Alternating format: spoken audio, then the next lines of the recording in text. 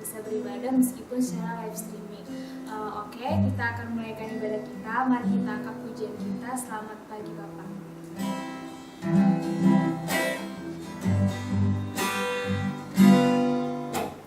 Selamat pagi Bapak, selamat pagi Yesus, selamat pagi Roh Kudus. Terima kasih atas anugerah-Mu semalam telah berlalu. Ku memuji, ku bersyukur, memuliakan nama-Mu. Bapa, Putra, Roh Kudus, terima kasih.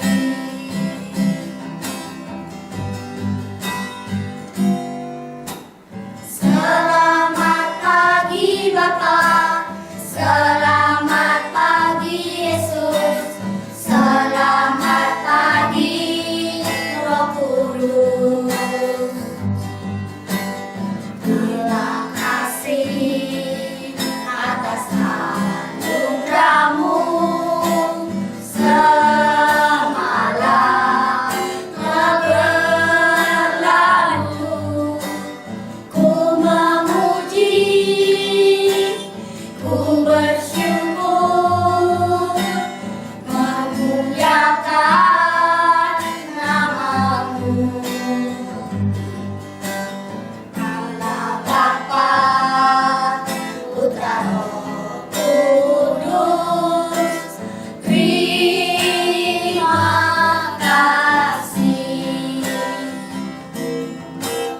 Allah Bapa, Putra, Roh Kudus, terima kasih.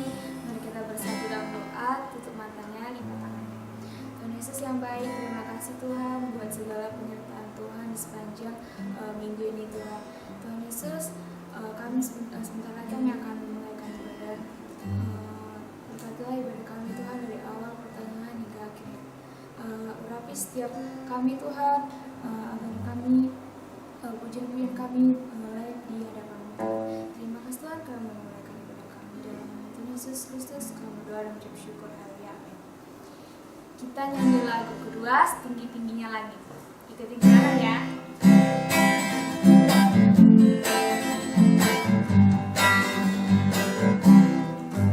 Setinggi-tingginya langit, lebih tinggi kasih Yesusku. Sedalam-dalam lautan, lebih dalam kasih Yesusku. Seindah-indah pelangi, lebih indah kasih Yesusku. Kasih Yesus, oh kasih Yesus, mengalahkan segalanya. Kasih Yesus, oh kasih Yesus, mengalahkan segalanya. Setinggi-tingginya langit, lebih tinggi kasih Yesusku. Sedalam-dalam lautan, lebih dalam kasih Yesusku. Seindah-indah pelangi, lebih indah kasih Yesusku. Kasih Yesus, oh kasih Yesus, mengalahkan segalanya. Kasih Yesus, oh kasih Yesus, mengalahkan segalanya. Tiba saatnya kita akan mendengarkan firman Tuhan. Mari kita sama-sama menyanyikan lagu Bapakku Datang Padamu.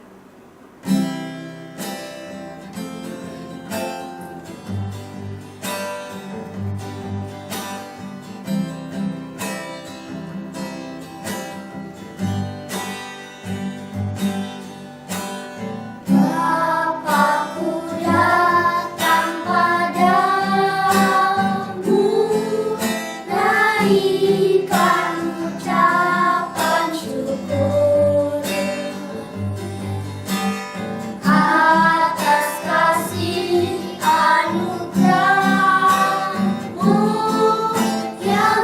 indah setiap hari.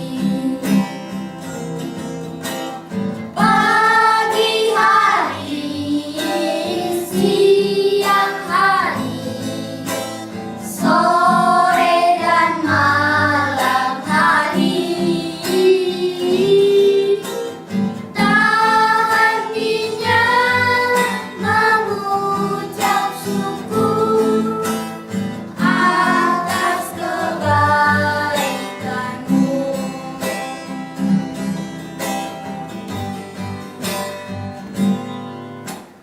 Saat aku datang padamu, naikkan ucapan syukur atas kasih anugerahmu yang indah setiap hari. Pagi hari, siang hari, sore dan malam hari. Tak hentinya mengucap syukur atas kebaikanmu.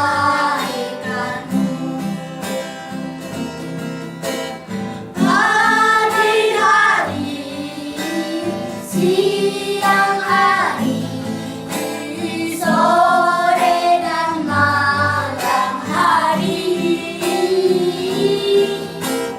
Tak hentinya mengucap syukur atas kebaikanmu.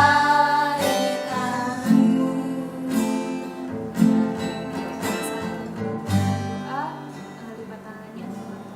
Tuhan Yesus, terima kasih Tuhan buat penyertaan-Mu pada hari ini Tuhan. Siang kami masih boleh berada di tempat ini Tuhan. Tuhan Yesus, inilah pujian-pujian kami Tuhan. Kiranya Kau urapi setiap pujian kami ya Tuhan. Tuhan, sebentar kami akan mendengarkan firman-Mu. Kami mau duduk diam Tuhan. Kiranya setiap firman-Mu boleh menjadi pedoman dalam hidup kami Tuhan. Tuhan, berkati juga hamba-Mu yang akan menyampaikan firman Tuhan. Biarlah apa yang keluar dari mulutnya itu adalah berasal dari perkataan-perkataan Tuhan. Terima kasih Tuhan, kami sudah berdoa dan mengucap syukur. Haleluya. Puji Tuhan. Haleluya. Haleluya. Puji Tuhan. Puji Tuhan, haleluya. Amin. Ya. Nah, kita sudah memuji Tuhan. Sekarang saatnya kita akan mendengarkan firman Tuhan. Siapkan Alkitabnya, nah. Kita masih di Perjanjian Lama, buka Daniel 2. Yang di rumah juga ya. Yang di rumah juga siapkan Alkitabnya, buka Daniel 2 ya. Kalau sudah di sana, kita akan baca sama-sama. Di situ ada mimpi Nebukadnezar. Tapi judulnya atau temanya minggu ini adalah Tuhan menyelamatkan dari penghukuman. Bilang dong yang di rumah juga, Tuhan, ikuti tante, Tuhan menyelamatkan dari penghukuman. Dari hukuman. Oke, pintar semua ya. Kita baca ya sama-sama ya. Atau tante baca ikuti aja ya. Di situ ada judulnya mimpi Nebukadnezar ya. Daniel 2 ayat yang pertama sampai yang ke-49 ya. Nanti bacakan bagi kita semua ya, ikuti. Pada tahun yang kedua pemerintahan Nebukadnezar, bermimpilah Nebukadnezar. Karena itu hatinya gelisah dan ia tidak dapat tidur. Lalu raja menyuruh memanggil orang-orang berilmu, ahli jampi, ahli sihir, dan para kasdim untuk menerangkan kepadanya tentang mimpinya itu. Maka datanglah mereka dan berdiri di hadapan raja. Nah, puji Tuhan. Tante mau tanya dulu, siapa di sini yang pernah mimpi? Jangan gini tuh, langsung gini saya gitu. Kan enak saya gitu ya. Ya, saya pernah bermimpi. Otomatis kalau bermimpi itu lagi tidur atau lagi menghayal? Tidur. Nah, itu yang dialami oleh Raja Nebukadnezar ya. Di sini dikatakan pada tahun yang kedua pemerintahan Nebukadnezar bermimpilah dia. Bermimpilah dia dan hatinya gelisah, ya. Dan dia tidak dapat tidur. Nanti mau tanya juga, siapa di sini yang pernah bermimpi? Tapi pas bilang, semalam saya mimpi loh, tapi kok lupa sih gitu. Ada yang pernah mengalami seperti itu? Pasti ada. Tante juga sering. Udah tidur-tidur enak-enak kali mimpinya, pas bangun, apa ya, lupa gitu. Kita lanjut ya, perhatikan, lihat Alkitabnya. Yang di rumah juga ya nak, buka, lihat. Kata raja raja kepada mereka, aku bermimpi. Tuh kata Raja Nebukadnezar itu ya. Raja Babel namanya Raja Nebukadnezar. Bilang dong Nebukadnezar. Nebukadnezar. Sama-sama Nebukadnezar. Nebukadnezar. Itu Raja Babel tuh, dia yang bermimpi. Nah, sorry.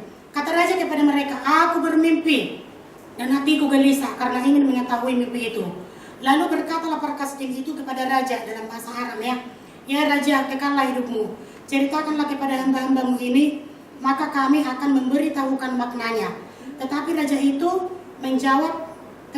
menjawab perkasting itu, aku telah mengambil keputusan, yakni jika kamu tidak memberitahukan kepada aku mimpi itu dengan maknanya, maka kamu akan dipenggal-penggal dan rumah-rumahmu akan dirobohkan menjadi timbunan puing. Seram nggak? Seram ya. Nah, ketika Raja Nebukadnezar ini bermimpi, dia bilang sama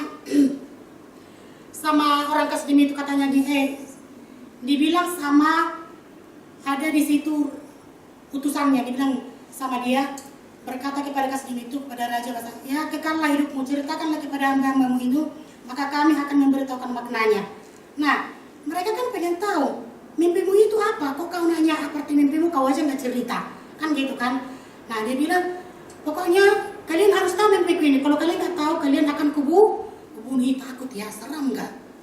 Masa ditanya mimpi oleh raja? Coba seorang raja bertanya kepada, di situ dikatakan ahli nujum, ya kan, kita baca ya biar kita tahu.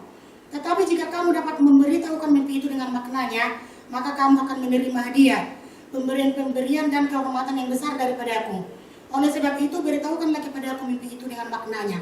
Kata Raja Nebukadnezar.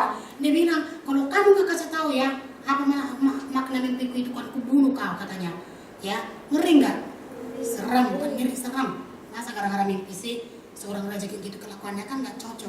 Nah, tapi kalau kamu bisa memberikan makna dari mimpiku itu, aku akan memberikan hadiah, akan ada dikasih nanti pemberian kehormatan seperti itu. Nah, kita lanjutkan. Mereka menjawab pula, silakan tuanku, raja menceritakan mimpi itu kepada hamba-hambanya ini, maka kami akan memberitahukan maknanya. Jawab raja, aku tahu benar-benar bahwa kau mencoba mengulur-ulur waktu, karena kau melihat bahwa aku telah mengambil keputusan. Dia bilang gini sama si Raja Nebukadnezar ini, kalian pasti menunda-nunda kan, karena kalian udah tahu kan, nanti kalian kalau nggak tahu arti mimpi itu kan kubunuh kalian kan, terus kalian tunda-tunda kan, katanya. Nah, seperti itu. Terus kita lanjutkan ya. Ayatnya yang ke-9, Miranda, betul ya, yang di rumah juga. Yakni, jika kamu tidak memberitahukan kepada aku mimpi itu, maka kamu akan kena hukuman yang sama. Dan aku tahu bahwa kamu telah bermufakat untuk mengatakan kepada aku hal-hal yang bohong. Nah, itu dikatakan si Raja Nebukadnezar itu, kalau kamu tidak memberitahukan kepada mimpi itu, kepada aku mimpi itu, maka kamu akan kena hukuman yang sama, katanya. Jadi semua orang-orang yang ada di Babel itu akan dibunuh, dihancurkan, pokoknya rumahnya dirobohkan. Ih, seram kali, ngeri kali. Kita baca lagi ayat selanjutnya. Para kasdim itu menjawab raja maksudnya, tidak ada seorang pun di muka bumi yang dapat memberitahukan apa yang diminta tuanku raja. Tuh, mereka kayak nyerah ya. Ya mereka nyerah ya, masa sih tiba-tiba seorang raja dia mimpi, aku mimpi loh, tolong apa maknanya? Ih, lucu ya. Jadi kata orang kasdim itu, tak seorang pun yang mengetahui bahwa apa makna mimpi dari raja ini. Dari raja katanya. Kita baca selanjutnya ayat 11. Apa yang diminta tuanku raja adalah terlalu berat dan tidak ada seorang pun yang dapat memberitahukannya kepada tuanku raja selain dewa-dewa. Katanya, itu mah terlalu berat loh Raja Nebukadnezar. Engkau tuh harus dewa-dewa lah yang bisa jawab, yang tahu makna mimpi lo, katanya. Itu berat kali loh, kami mana tahu, kata mereka ya kan. Nah, selanjutnya ayatnya yang ke-13. Kita lanjut ya, nggak usah ayat ke-13. Ayatnya yang ke-16. Lihat ayatnya yang ke-16, yang di rumah juga ya. Ayatnya yang ke-16, kita melangkah. Maka Daniel menghadap raja. Belum. Ayat yang ke-15 ya. Katanya kepada Ariok ya, pembesar raja itu. Ini si Ariok itu pembesar raja itu.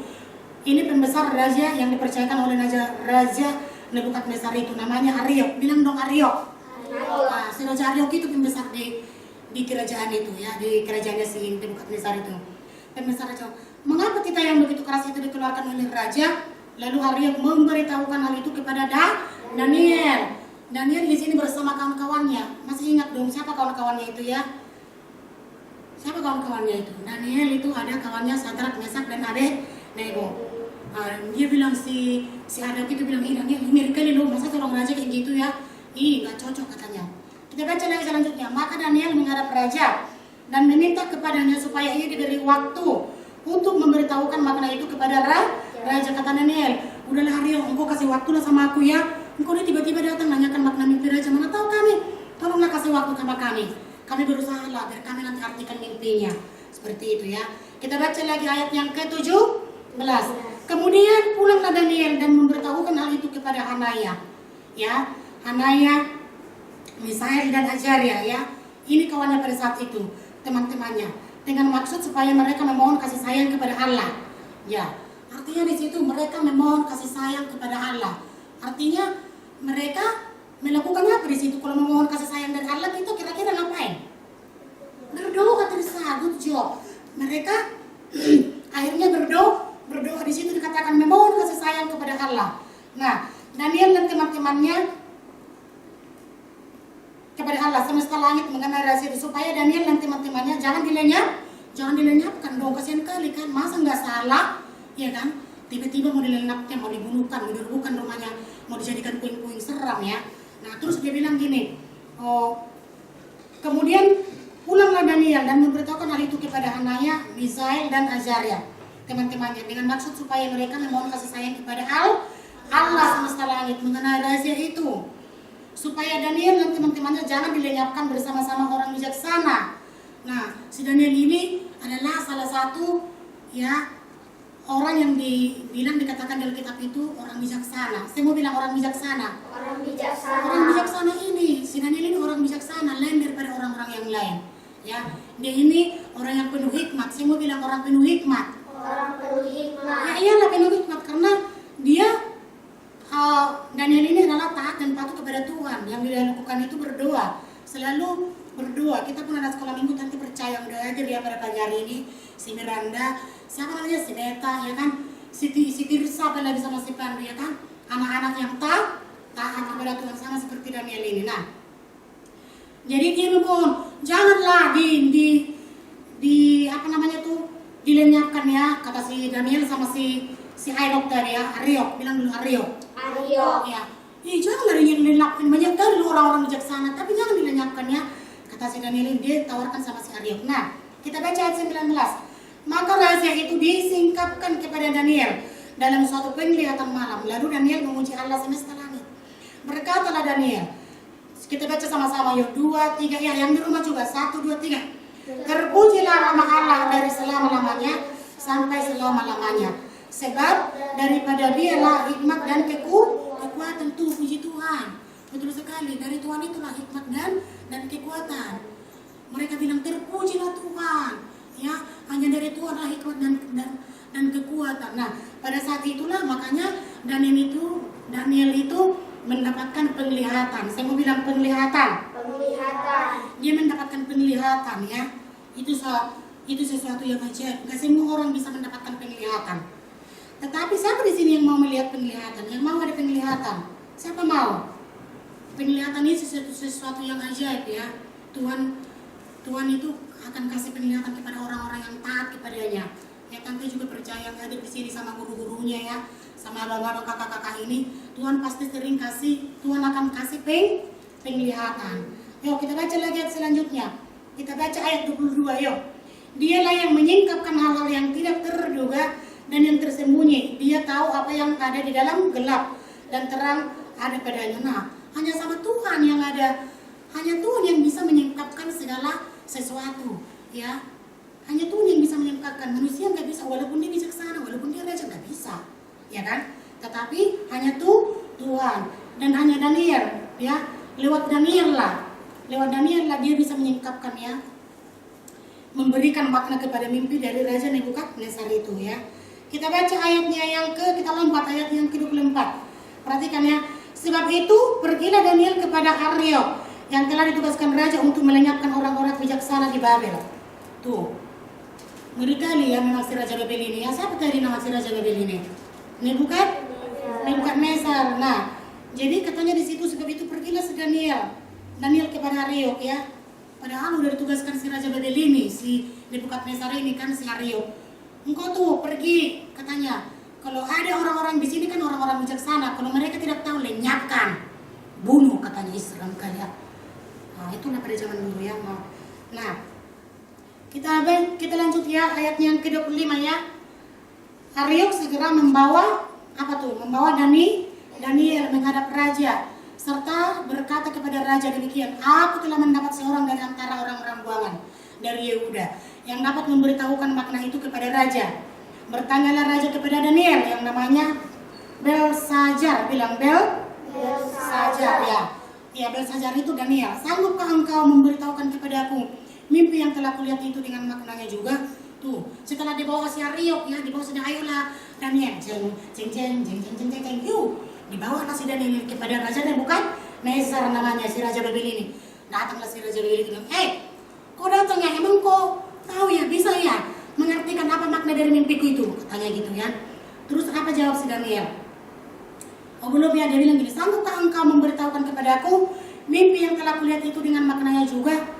Daniel menjawab katanya kepada Raja, rahasia katanya.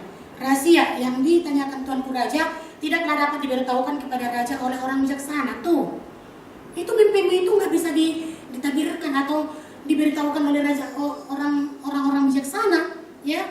Orang-orang bijaksana, semua bilang ahli jampi, orang berilmu, atau ahli nujum. Nah, mereka semua itu juga nggak sanggup mengartikan apa makna dari mimpi Raja Babel itu. Mereka juga nggak tahu. Padahal mereka juga di situ terbilang bisa dikatakan orang-orang bijaksana, tapi mereka juga tidak bisa. Kita baca lagi ayat 28.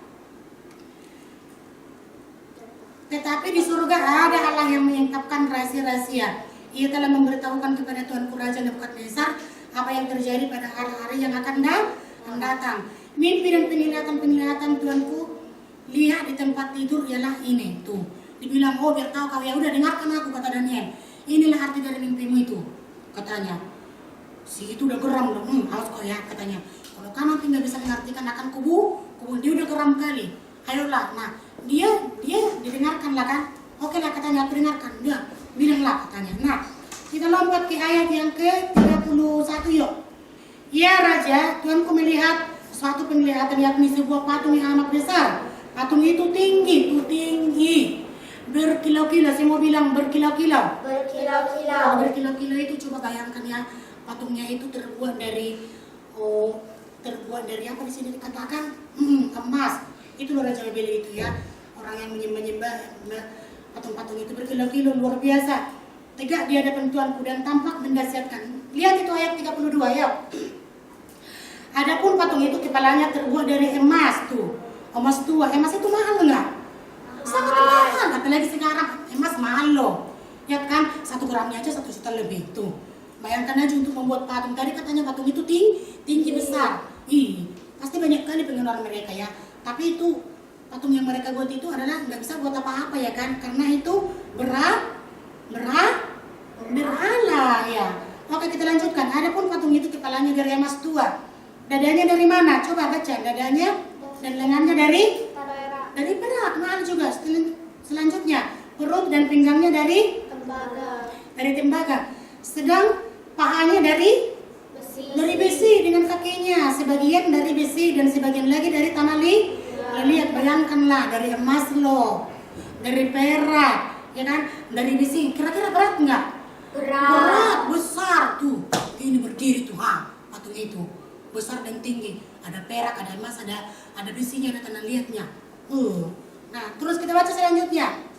Sementara 34, 2 ya. Sementara Tuanku melihatnya terungkit lepas sebuah batu tanpa perbuatan tangan manusia. Tuh, katanya di sini tiba-tiba ada batu besar.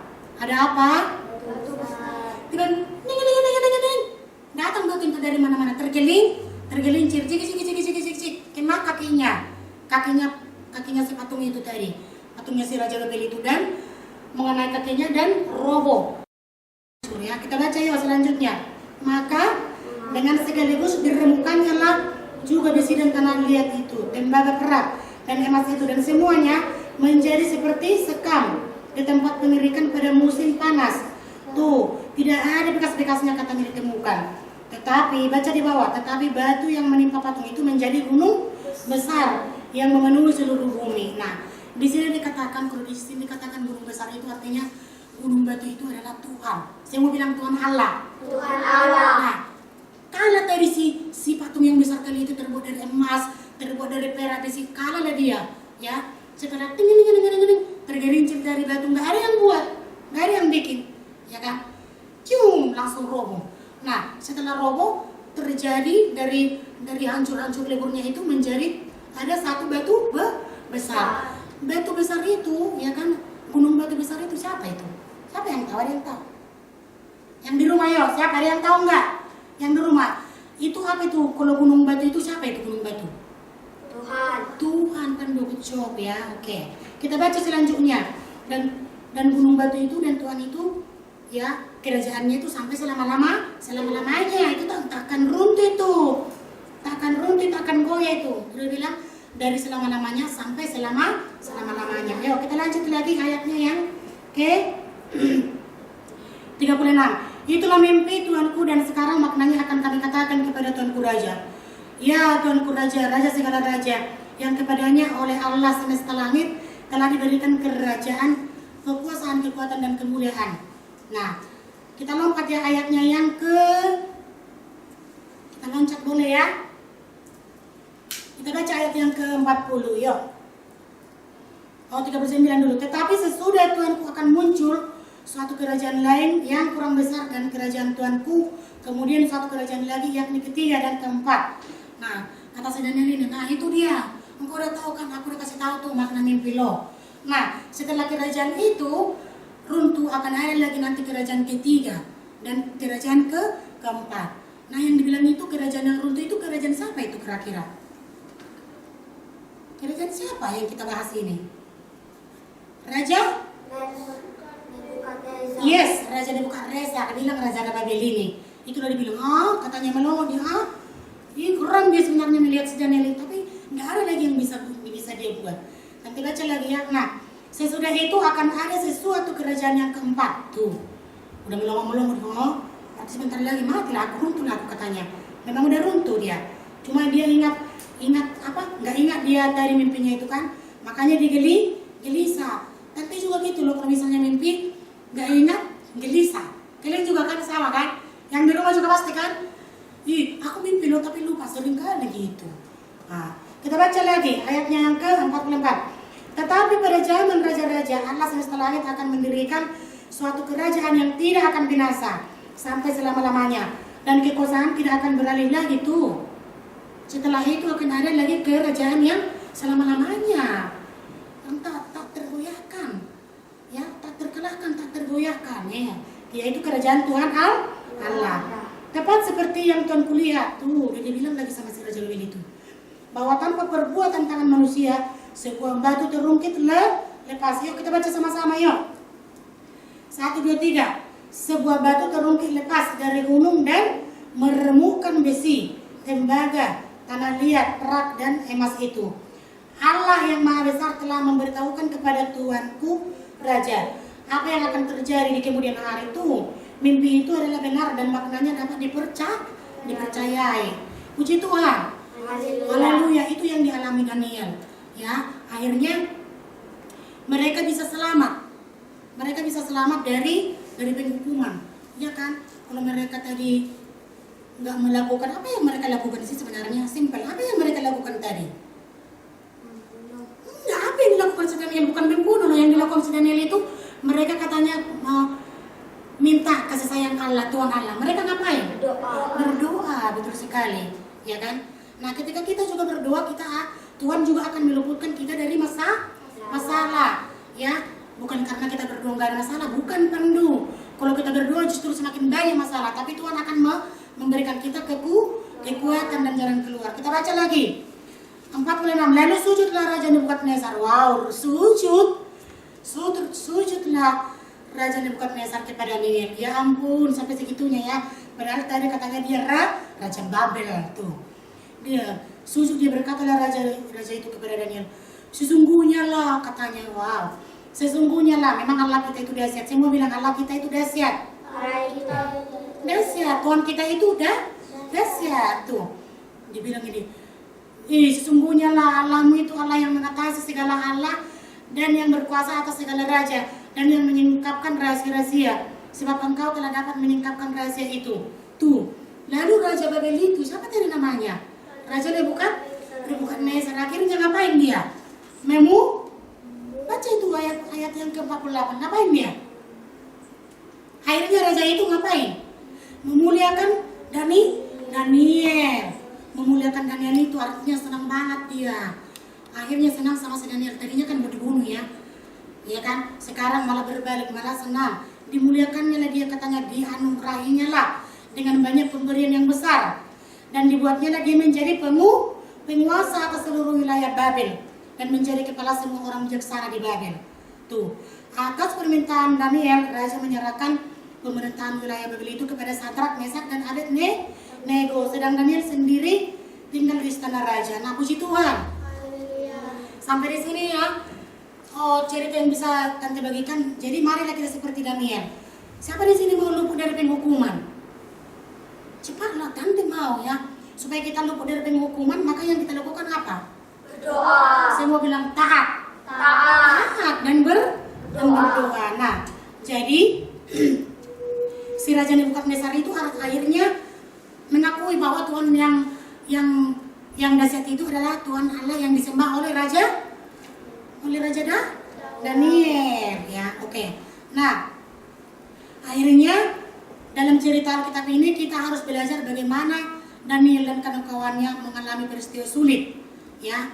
Jadi kalau kita mengalami peristiwa sulit, yang kita lakukan itu tadi seperti yang Tante bilang, ngapain? Seperti Daniel, berdoa dan taat. Saya mau bilang berdoa dan taat. Nah, di atas segalanya Tuhan yang pegang kendali. Seperti misalnya kapal harus ada kapten kapal, itu yang mengendalikan. Misalnya ada anak sekolah minggu, ada guru-guru sekolah minggu. Seperti misalnya rumah sakit ada dokter. Apa lagi? Kalau misalnya ada pesawat terbang, ada apa tuh? Pilot, mereka yang mengendalikan ya. Di sini juga lewat Daniel, orang-orang bijaksana yang ada di Babel itu tidak mati. Mereka tidak jadi dibunuh. Coba kalau mereka dibunuh, ngeri kali, serem kali ya.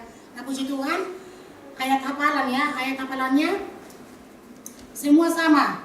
Bulan ini sama, yaitu dari Kisah Para Rasul 5 ayatnya yang ke-29. Buka Perjanjian Baru. Kisah Para Rasul 5 ayatnya yang ke-29.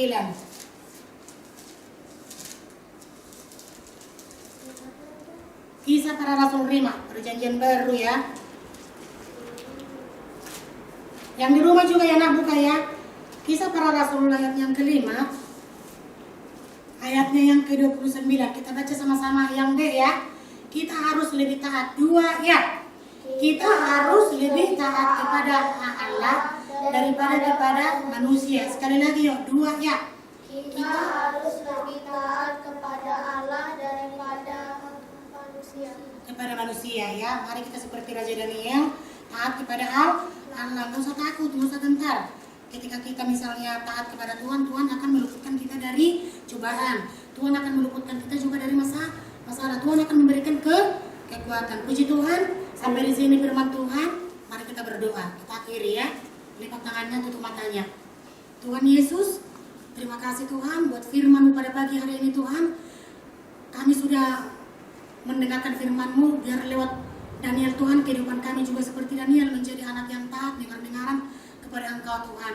Kami terima firman Tuhan ini dengan sikap hati yang benar Tuhan, supaya kehidupan kami juga Tuhan semakin hari semakin diberkati, diluputkan dari segala penghukuman. Terima kasih Tuhan. Kami juga berdoa Tuhan buat anak sekolah minggu yang tidak bisa hadir bersama-sama kami, berkati mereka Tuhan. Berkati juga kedua orang tua mereka. Terima kasih Tuhan. Kami mau tutup akhiri ibadah pada pagi hari ini Tuhan, di dalam nama Tuhan Yesus Kristus kami berdoa dan mengucap syukur. Haleluya. Amin. Oke. Selanjutnya kita masuk kepada activity ya. Di sini ada 2 lembar. Ini untuk kelas kecil ya. Ini ada 2 lembar gambar. Siapa nih? Siapa yang tahu? Ini. Bukan. Ya, ulah kepalanya itu si Daniel, mana ada kepalanya kayak gitu? Siapa nih? Raja Babel. Yes, ini batu tadi itu yang ning yang tergelincir itu. Nah, yang 2 lembar ini dilipat. Di sini kan ada garis putus-putus. Nanti dilipat nih, lipat. Tuh, lipat. Seperti itu jadinya. Ini. Setelah dilipat seperti ini, batunya ini. Nanti batunya ini diremuk-remukkan. Tahu diremuk-remukkan? Nih, diremuk-remukkan, tapi diwarnai dulu ya. Nanti warnanya warna hitam. Bisa ya? Yang di rumah juga ya, nah. Diwarnai ada 2 lembar. Seperti ini jadinya. Nanti diwarnai cantik-cantik ya, bikin menarik tuh. Ini batunya nanti dironyok-ronyok. Nanti dilemparkan kepada patung. Bilang patung. Patung. Ya ini patung loh, bukan Daniel. Lihat di kepalanya itu ya. Semua bilang patung. Patung. Ya ini Raja Babel di sini, bukan Nezar ya. Ini untuk kelas kecil udah tahu ya. Bikin cantik menarik. Oke. Sekarang yang kelas sedang. Ini juga ada 2 lembar. Ini juga ada 2. Ini ada 2 lembar. Ini ya. 1 lembar ya. Iya, 1 lembar ya. Ini nanti dipotong ya, dijadikan seperti ini atau digunting. Udah. Ini kan ada 2, 1, 2. Ini tonggaknya, ini Danielnya ya. Nanti dipotong, digunting, setelah diwarnai baru dipotong, dijadikan seperti ini.